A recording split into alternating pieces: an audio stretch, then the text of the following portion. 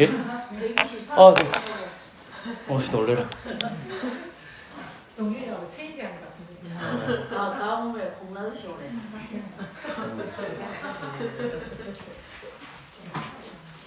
동해가 안 간 것 같은데. 이건 참 화장실 가셨나? 게임하나.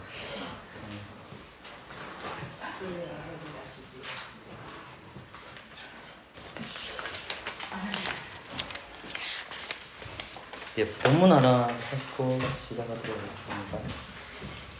베드로전서 2장 13절 14절입니다. 신약 성경 베드로전서 2장 13절 14절.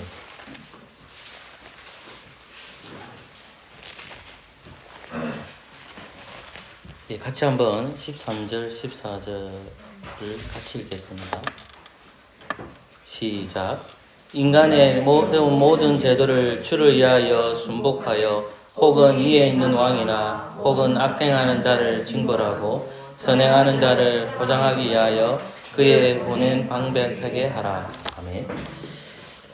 자, 오늘 마지막 그리스도인의 자유의 제한성을 살펴보도록 하겠습니다. 다음 주에는 예배에 관한 조리문답을 신앙 고백서를 고백하도록 하겠습니다. 사항만 같이 읽을까요? 사항입니다. 같이 읽읍시다. 시작.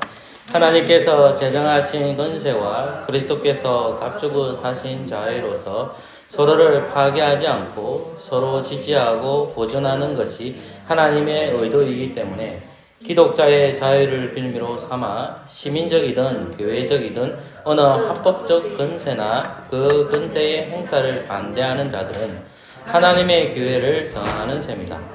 그런 의기들을 발표하거나 그런 행위를 지속한 본성의 빛, 믿음과 예배와 교제에 대하여 기독교가 밝힌 원리 그리고 경건의 능력과도 배치된다. 또한 그런 땐 의견과 행동들을 그 자체로나 이것들을 발표하고 지속되는 방식에서도 그리스도께서 교회 안에 확립하신 외적 합병과 질서를 파괴한다. 그런 자들은 교회의 건진과 국가기관의 권세에 합법적으로 문책받고 기소되어야 마땅하다. 예. 이제 마지막 이제 양심에 대해서 우리가 살펴보고 있습니다. 첫 번째 1항에 보시면 1항은 그리스도인의 자유의 정의에 대해서 1항에서 설명을 했고요. 두 번째로는 이 그리스도인의 자유와 더불어서 우리의 양심이 어떤 자유인지를 살펴보았습니다. 그리고 이제 세 번째, 이 자유의 목적이 뭐냐 하는 것을 세 번째 살펴봤고요. 이제 네 번째, 그리스도인의 자유의 제한성을 살펴봤습니다. 이제 오늘은 네 번째 그리스도인의 자유의 제한성을 살펴볼 겁니다. 앞서서 설교를 조금 정리하면 오늘 설교는 간단합니다. 간단한 설교이고 에베소서 2장 20절을 제가 얘기했는데 이게 사도가 나오고 선지자가 나오거든요. 그러니까 이제 요 사도에 대해서 얘기하는 것이 두 부류가 있는데 하나는 로마 교회 가톨릭 교회고요. 하나는 이제 이단인데 가로 열고 개신교라는 교회요. 개신교가 이단은 말은 아닙니다. 로마 교회에서 사도의 개성을 얘기합니다. 오늘날에도 동일한 사도가 있다는 겁니다. 연속성입니다. 여기서 사도라는 것은 이제 누구냐면 누구겠어요? 교황입니다. 교황. 여기서 사도라는 것은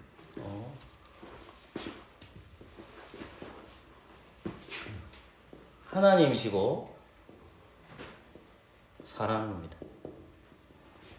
교황. 하나님이 어떤 특정한 사람을 선택했는데 그에게만 특별 계시를 주는 겁니다. 계시가 뭐냐면 하나님을 드러내는 거죠. 하나님은 눈에 보이지 않는 영이시기 때문에 하나님이 특별하게 어떤 사람을 지명했는데 교황을 지명해서 가르치는 거죠. 또는 사람을 지명하는 거죠. 그러니까 로마 교회 같은 경우에는 이제 이쪽 편이고 이제 우리 개신교 안에서 이단에 나오는 사람들이 사람 쪽이죠. 사람이라 했을 때에 목사일 수도 있고 뭐 장로일 수도 있고 집사일 수도 있고 일반 성도일 수도 있겠지요. 그죠? 그러니까 오늘날에도 사도가 있다고 얘기할 때에 이쪽은 요 사도가 이쪽 사도나 이쪽 사도나 계속해서 이어간다는 거예요. 요거는 이제 뭐냐면 12사도를 얘기하는 것이 아니라 사도의 머리가 베드로잖아요. 교황만이 뭐가 된다는 거죠? 사도권이 있다는 말입니다. 다른 사람 사도권 있다 없다? 없다는 겁니다. 그러니까 우리는 교황청이 얼마나 막중하고 막강한 힘을 가진지 못 느끼잖아요. 그러나 교황청은 굉장히 힘이 셉니다. 근데 요거는 다른 개념이죠. 일반 성도들에게 이러한 직통 계시가 주어진다는 거죠. 둘 다 이단입니다. 이단입니다. 그러니까 왜 이단이냐 했을 때에 오늘은 사도가 없다는 겁니다. 그죠? 그러면 사도가 없다고 했으니까 사도가 없다는 것을 우리 생각이나 사색으로 접근하면 안 되고 어떻게 접근하는 게 맞죠? 우리가 방법은 성경으로 접근해야 되잖아요. 그럼 성경으로 접근하니까 첫 번째 사도라는 것이 12사도가 나오는 거죠. 그 다음에 두 번째 사도가 나오는데 그 대표적인 사도에서 문제가 됐던 사람이 누굽니까? 그게 다름 아닌 바울입니다. 이해되셨죠? 자, 그러면 12사도를 누가 지명하죠? 예수님께서 지명하셨죠? 네. 그죠? 자, 그러면 예수님이 산에서 지명해서 예수님께서 뭐 하셨습니까? 기도하죠. 그리고 제자들 가운데에 누구를 뽑은 겁니까? 12명을 예수님 선택하신 거죠. 네. 사도행전 1장에 가보면 어떻게 되냐면 예수님은 하늘로 올라가셨죠. 네. 누구 옆에 가셨죠? 성부 옆에 가셨죠. 성당에 계시고. 그죠? 자, 그러면 예수님께서 그 사도들 뽑는데 그 사람 한 사람이 마띠아이고 누굽니까? 바사바라는 사람이거든요. 그죠? 그럼 이거를 볼 때에 똑같이 이제 두 사람을 뽑는데 여기에 있는 무리들이 뭐합니까? 제비 뽑아. 그 제비를 뽑는데 그 전에 뭘 하고 있냐면 기도합니다. 기도하고 나서 두 사람 중에 한 사람을 선택하죠. 네. 요 그림이나 이 그림 다른 게 있습니까? 다른 게 없죠? 네. 똑같죠? 근데 기도한다는 것은 어떤 겁니까? 직분자를 뽑는 것이 신중해야 된다는 겁니다. 이해되셨죠? 자, 그런데 요 사도행전 2장에서 이제 사도행전 1장에서 언급되는 게 뭐냐면 베드로가 사도의 조건을 얘기합니다. 사도의 조건이 첫 번째가 뭐였습니까? 함께 자, 복수합시다. 첫 번째 뭐죠? 공생애를 같이 다니는 거죠. 그죠? 두 번째가 뭐죠? 예수님의 부활을 본 거잖아요.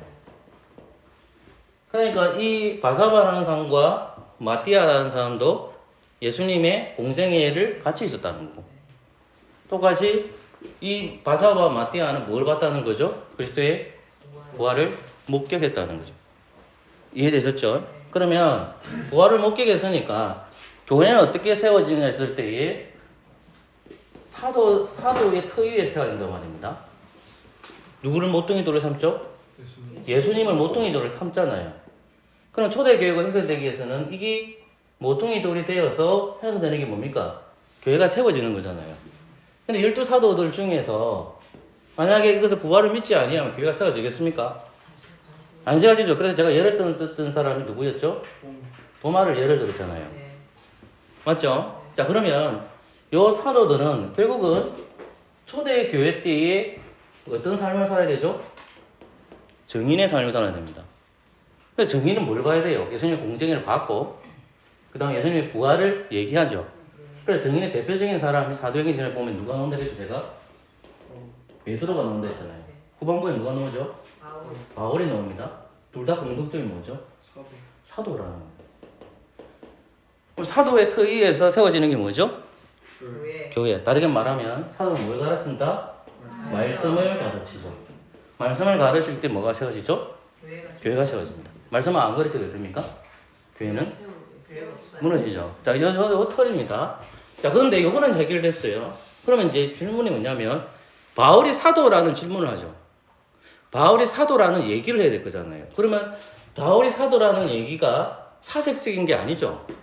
뭘 가야 된다? 성경을 가야 된다. 그래서 제가 성경 예를 들었던 게 몇 장이었죠? 사도행전 9장 그런 건 생각이 안 나는데 한 장인 건 4절에서 5절. 예. 9장에서 보면 예수님이 부활하셔서 어디로 올라가셨죠?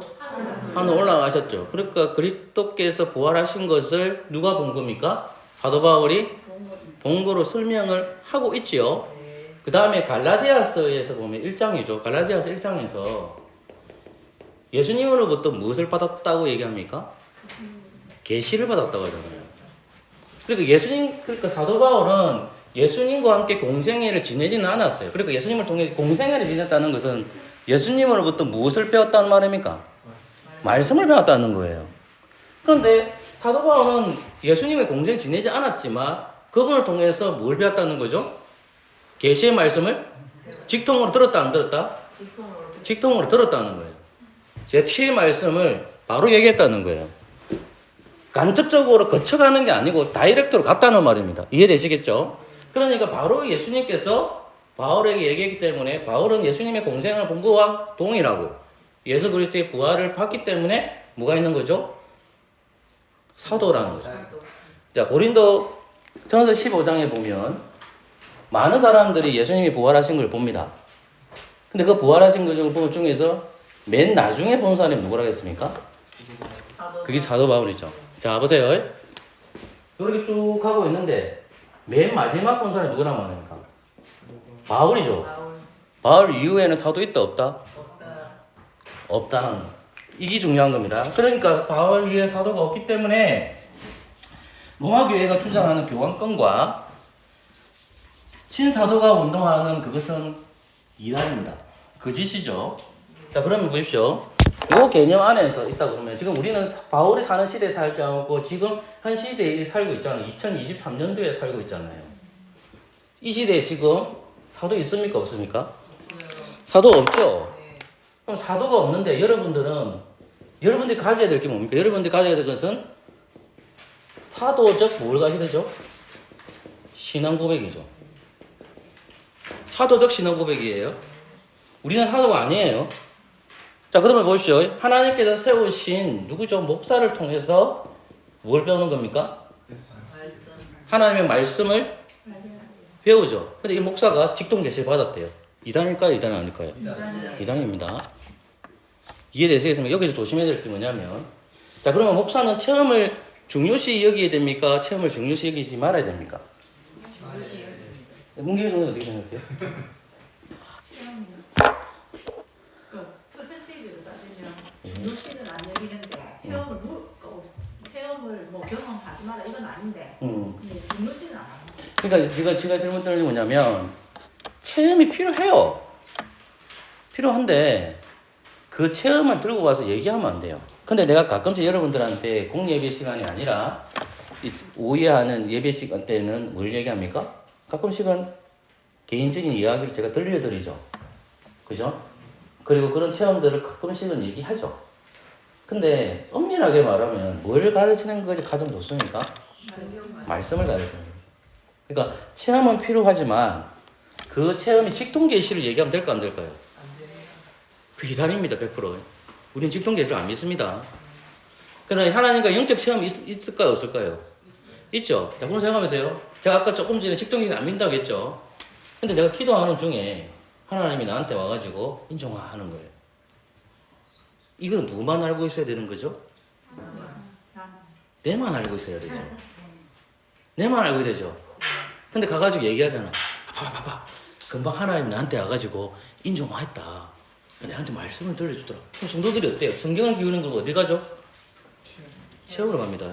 이단될 가능성이 훨씬 많습니다, 여러분.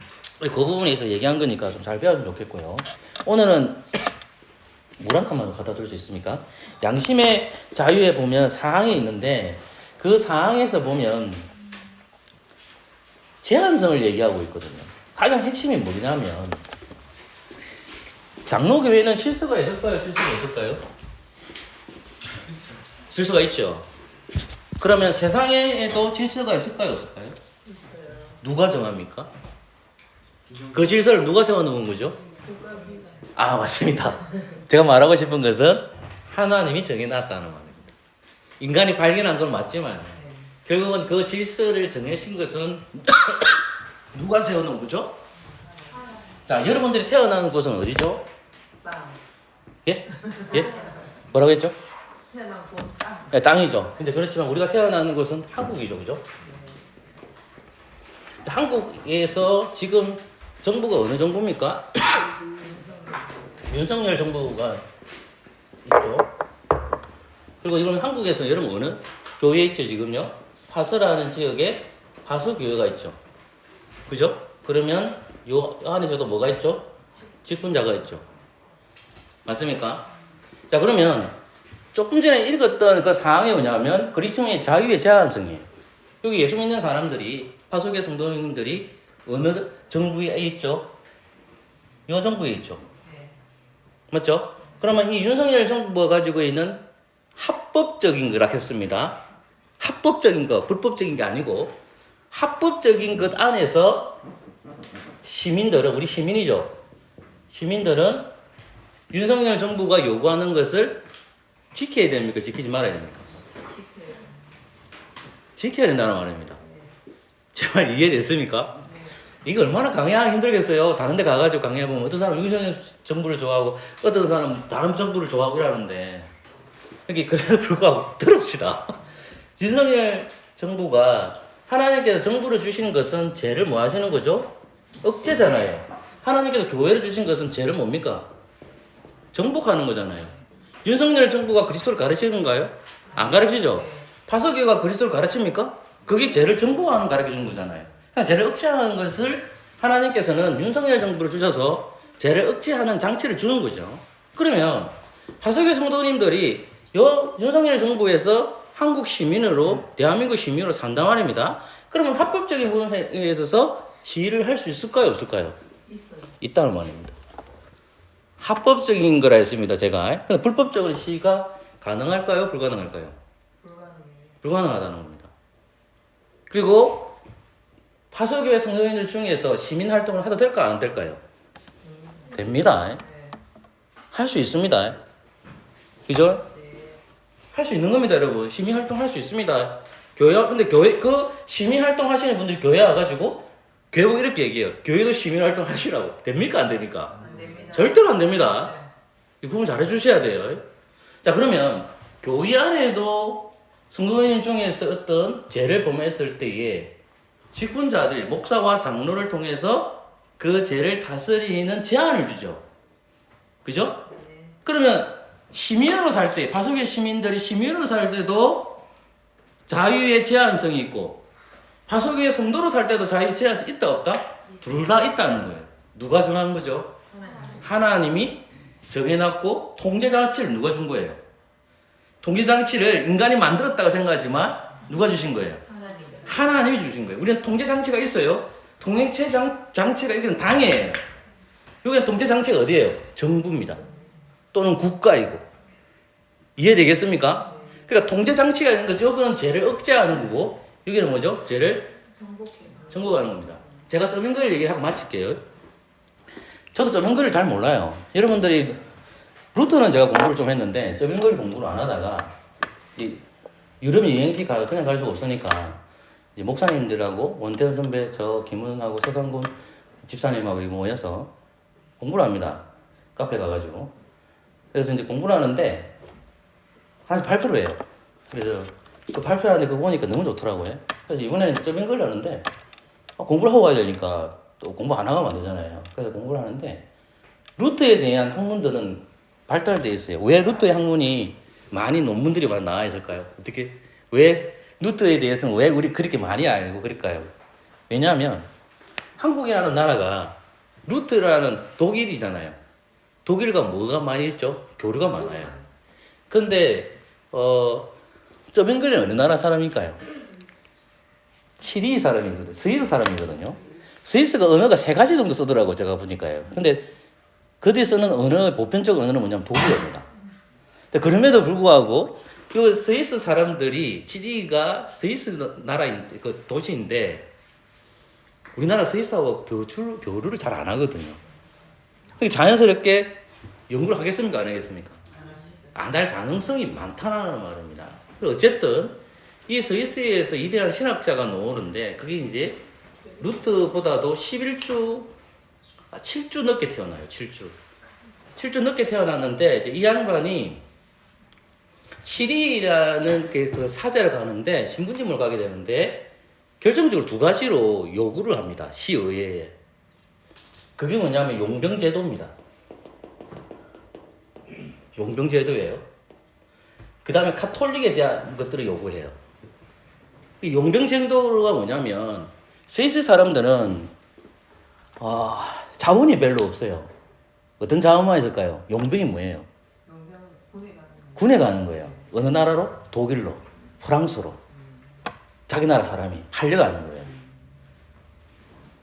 한수가 스위스 사람이에요? 용병을 팔려가야 돼요. 살아남을 확률은 20% 30%밖에 안 돼요. 다 죽어서 와요. 이 용병자도를 합법적으로 만들어 놓은 거예요. 이 제도에 칼을 든 사람이 저빙글입니다. 그럼 이 용병을 누가 만들었겠어요? 시의회가 만들었지만 교황이 연결되어 있거든요. 프랑스와 연결되어 있단 말이에요. 그래서 이 반대를 하는데 결국은 이제 뭐냐면 왜 그런 반대하느냐 했을 때에 뭐와 탁 부딪히기 때문에 그렇습니까? 하나님의 말씀과 부딪히기 때문이에요. 그러니까 유럽이라는 나라와 한국이라는 나라는 정치 개념이 조금 다르지만, 그죠? 거기에는 정치 개념과 교회 개념이 교회와 같이 연결되는 게 많거든요. 그러니까 이 양반이 든 게 뭐냐면, 이 용병제도를 하기 위해서 이 사람은 계획을 부르짖기 시작합니다. 그러면 시의회에서 이제 의견을 제안하겠죠. 그러면 오시는 분들이 누구예요? 로마 교회에 똑똑하신 사자들이 와서 붙는 거예요. 이렇게 딱 붙어요. 그러면 근거구절은 그냥 성경을 가지고 싸우는 거예요. 결국 누가 이기냐면 그 저빙글리가 이깁니다. 용병제도가 용병제도를 이겨요. 그래가지고 이제 이 사람이 결국 어떻게 되냐면 용병제도 그렇게 하니까 이제 로마 교회 사람들은 저빙글리 좋아할까요? 싫어할까요? 싫어하죠. 자, 그럼 저빙글리 행동이 뭐냐면 기독 신자에서 뭐가 있기 때문에 이렇게 싸울까요? 그에게 주어진 게 뭡니까? 양심의 자유 때문인 거예요. 목사인 제가 여러분에게 합당하지 않을 때에 양심의 자유를 따라서 제일 공격할 수 있습니다. 제 말이 이해됩니까? 저빙글리의 삶이 그랬어요. 적어도 이래야 살아가야 됩니다. 세상을 향해 저항할 줄 알아야 되고 교회에 대해서도 저항할 줄 알아야 되고 그게 양심이잖아요. 결국 이 사람 어떻게 죽었을까요? 전쟁에서 패해요. 로마 신자가 얘기하는데 설교시간에 얘기했지만 너 고해성 사함을 살려줄게. 성경 고해성을 인정할까 안 인정할까요? 예수님의 속죄는 고해성사를 인정하지 않습니다. 그러니까 이 사람은 하는 말이 내 육신은 죽을 수 있지만 내 영혼은 죽일 수 없다 하고 죽습니다. 그리고 땡깁니다. 사지를. 그래서 이게 시체가 내 동분으로 쪼개져 버려요. 그러니까 이런 것들을 보면 결국 양심의 자유, 그리스도인 안에서 삶을 살아가는 것이 쉽지 않은 삶이지만 그럼에도 우리가 오늘 배운 항에서 그 부분을 지금 얘기하고 있고 이 양심의 자유 근거의 신앙 고백서가 결국은 저빙글의 영향도 있습니다. 67개 신조도 그것을 얘기하고 있거든요. 그러니까 우리 이데아 신앙의 선배들이 그것을 겪으면서 이 신앙 고백서가 있으니까 20장 그리스도의 자유와 양심의 자유를 잘 배워줘서 양심의 자유가 성경적으로 틀리지 않기 때문에 혹이라도 그런 것이 작동될 때에 여러분 양심대로 복음대로 행동하시는 저와 여러분 되시기를 소망합니다. 기도하겠습니다. 하나님 고맙습니다. 오늘 잠시나마 공부하였습니다. 잘 이해할 수 있도록 은혜 내려 주시옵소서. 오늘 태기지도 왔는데 복음을 잘 깨달아서 그리스도를 바라보게 하여 주옵소서. 예수 그리스도 이름으로 기도합니다. 아멘. 아멘.